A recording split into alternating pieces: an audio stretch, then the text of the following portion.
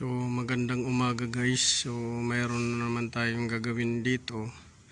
Yung Nissan Patrol Super Safari. Yung ano nito, Nissan Patrol Super Safari. Yan. So yung issue nito guys ay vibration, engine vibration, rough idle, hesitation. Yan yung issue nito. Pero nung binasahan ko nito guys ng DTC, walang DTC siya kahit isa, pero nagbabibrate, nag-hesitate yung makina. So chinik ko na to ng computer, wala akong nakita. So ang prospect nito guys, katulad to nung Nissan Patrol Y62. So ilalabas ko yung coil kasi luma na yung coil, baka overheated na itong coil na to. Tapos chichik ko rin yung spark plug, baka nag-overheated na rin siya. Kasi kadalasang pagka walang DTC tapos nagbabibrate, parang misfire yung niya, movement.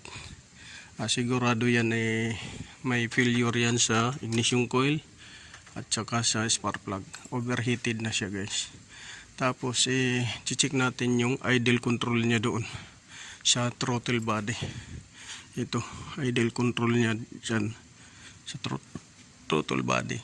Tapos chichik natin yung mga hoses, kasi yung mga nito guys, makina na to, may kalumaan na yung mga hose. So baka mamaya may mga sumingaw na dyan. So i-check natin yung niya, or else yung mga electrical, kagaya nito, malutong na yung electrical niya, wiring harness.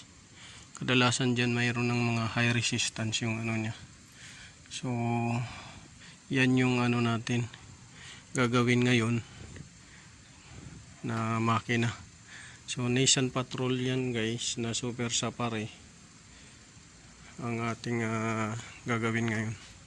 Pero ang ko nito, tune up, check muna to bago ko i-request tune up. Check yung ignition coil, check yung spark plug, check yung idle control, tapos check yung throttle, tapos check rin to kung barado na or may mga dumi na.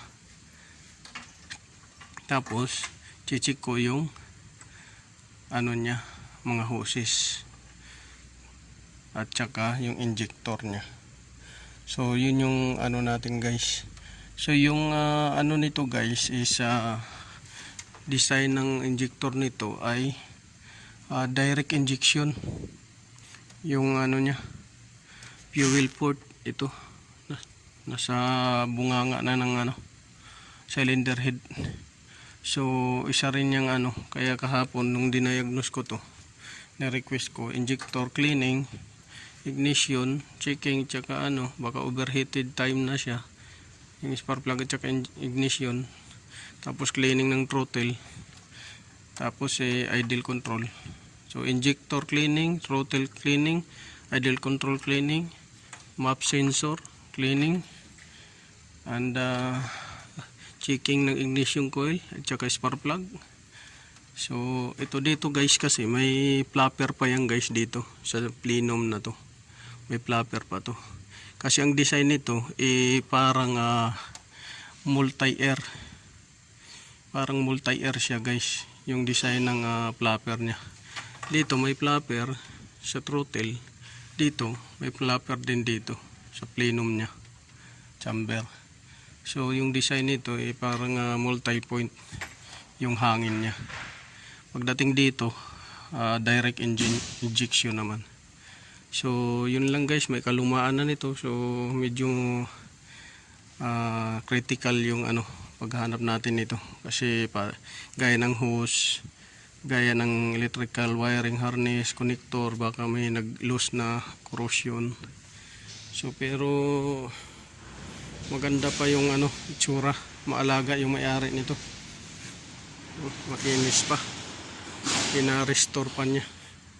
kahit na medyo may kalumaan na tong modelo na to, pero matibay ito guys na makina tsaka sasakyan Nissan Safari. So titingnan natin guys kung anong magiging kinalabasan ng ano natin.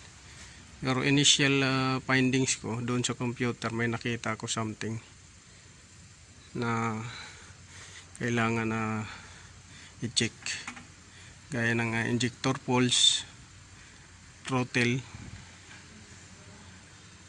tsaka yung idle nya. So yun lang guys. Paki-like, share, subscribe my YouTube channel at saka pa-click ng notification bell button guys. Maraming salamat sa pakikinig, panonood. So i-update ko kayo kung anong mangyari dito sa gagawin nating Nissan Patrol Super Safari. So dyan guys, makikita nyo natanggal ko na yung intake manifold tsaka yung air duct nya para ma-access ko yung ignition coil at saka spark plug, kasi natatakpan ng intake manifold nya yung ignition coil na dalawa. So tatanggalin natin pati yung air duct para mailabas natin yung coil at saka spark plug para ma-check natin. So pumamaya pakipakita ko sa inyo kung anong makikita natin. So yan yung throttle nya, body.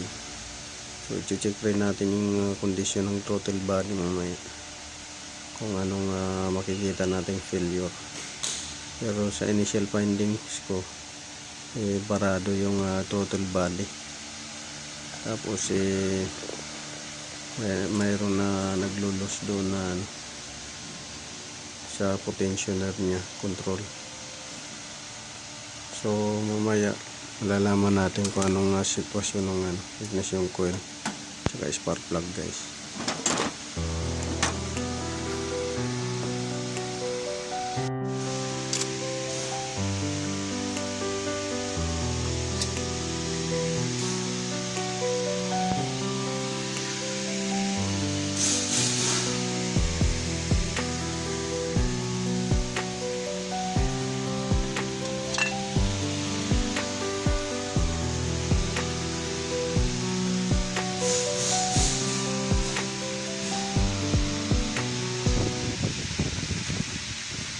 So dyan guys makikita nyo yung intake manifold at saka yung clapper nya, wala nang clapper doon sa gitna. So modified na yung clapper nya. Yan yung vacuum nya, yan yung kino-complain ng may-ari bakit daw hindi gumagalaw. So baka mamaya disabled ng nya, cancel na. So titingnan natin yung hose nyan saka yung clapper. So yung loob ng intake manifold yan, sa port nya entry, so may mga langis na. So unang nakita natin dyan ay basa yung spark plug, ay yung ignition coil ng langis.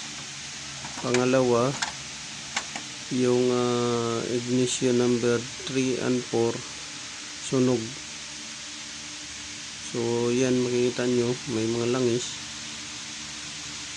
basa, tsaka yung 3 and 4 sunog yung ignition coil.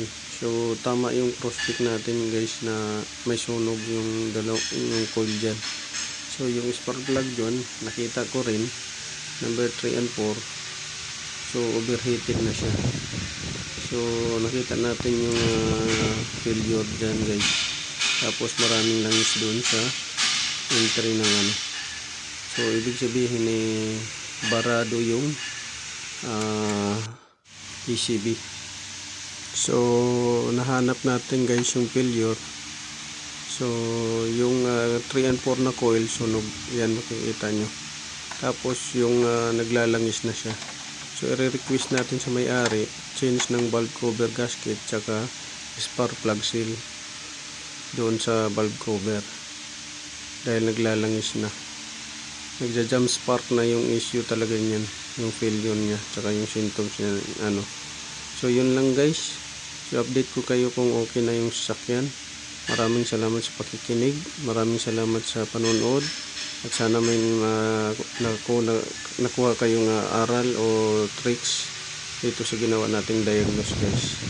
So pa-like, share, subscribe my YouTube channel guys, at saka pa-click ng notification bell button guys. So papalitan natin to ng ignition coil na 3 and 4 at saka spark plug.